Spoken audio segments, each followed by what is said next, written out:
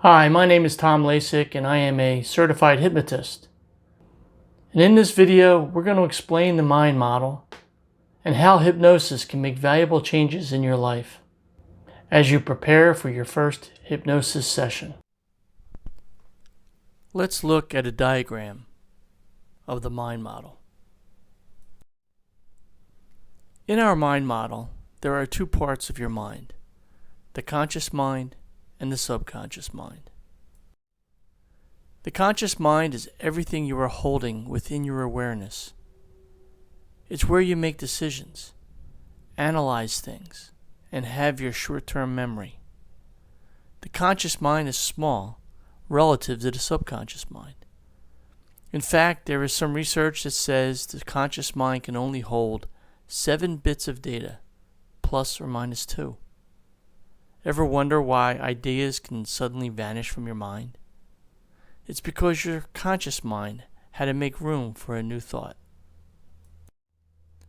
The powerful subconscious mind is where 90% of your brain activity occurs.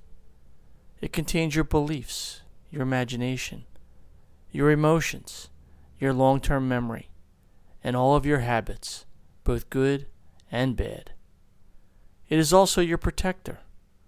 If you hold your hand over an open flame, your subconscious mind will move it, knowing that there will be pain. Now there is one more piece of the mind model. It's the critical faculty, represented here by the red circle in the diagram. It's the firewall or filter of the mind and lies between the conscious and subconscious minds. Using hypnosis, the professional hypnotist will bypass the critical faculty to make direct suggestions to the subconscious mind.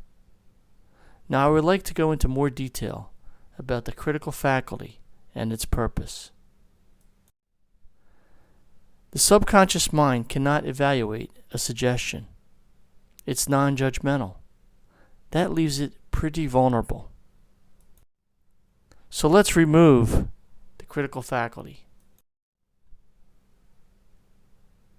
Without the critical faculty, if a suggestion from the outside world is made, the subconscious mind would accept that suggestion as fact. No questions asked. It's kind of like a 2-year-old being told that Santa Claus brought all those presents. In fact, research has shown that the critical faculty is developed in the mind from conception until age 7.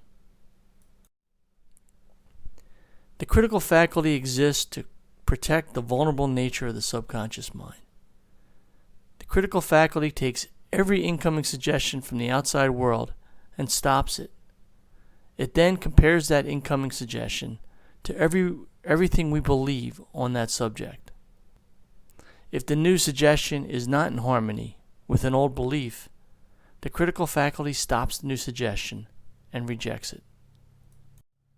If, however, the new suggestion is stopped and found to be in harmony with the inner belief, the critical faculty swings open and lets it pass.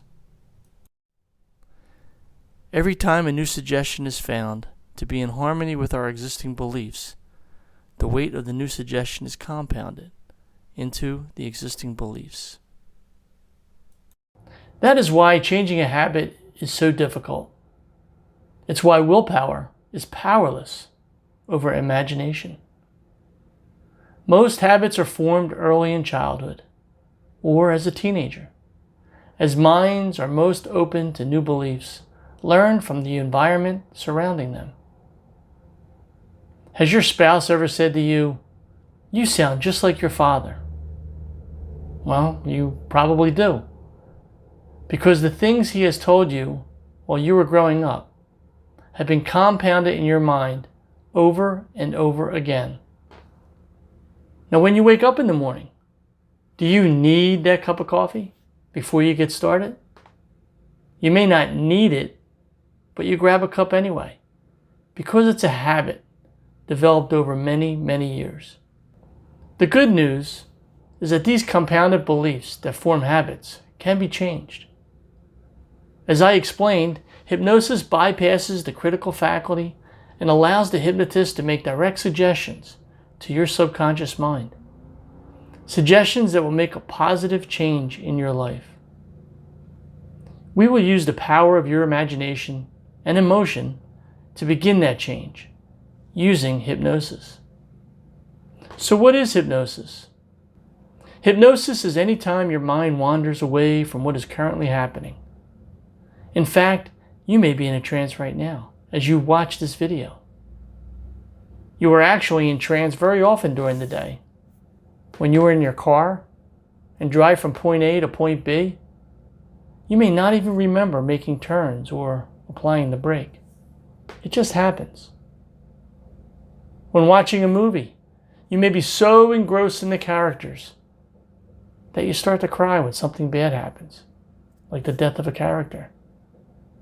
Well, you know the character doesn't really die, but you are in a state of trance and believe what you see on the screen. So you may be wondering, what is hypnosis going to feel like during the session? Honestly, it's different for everybody.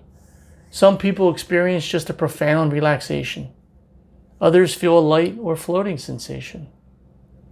Some people relate it to dreaming, where their mind just wanders off. Some just sit and listen to the sound of my voice. There may be some moments where you find yourself so deeply interested in every single word that I say. And there may be some moments where your mind just wanders off. Let it. It's perfectly natural. And while you're sitting there, it's okay to scratch your nose or cough or sneeze. You can even adjust yourself in your seat just to get comfortable. I want you to do everything possible to enjoy this experience. Now I'd like to tell you some hypnosis facts. I, as the hypnotist, cannot control you. I cannot force you to do anything against your will or moral judgment. I cannot force you to reveal secrets. Hypnosis is not sleep. You are aware of everything while in hypnosis. Hypnosis is a naturally occurring state. As mentioned before, you have been in and out of hypnosis many times before. Driving, reading, watching movies, listening to music, all a form of hypnosis. You cannot get stuck in hypnosis. You will always eventually awaken out of a trance.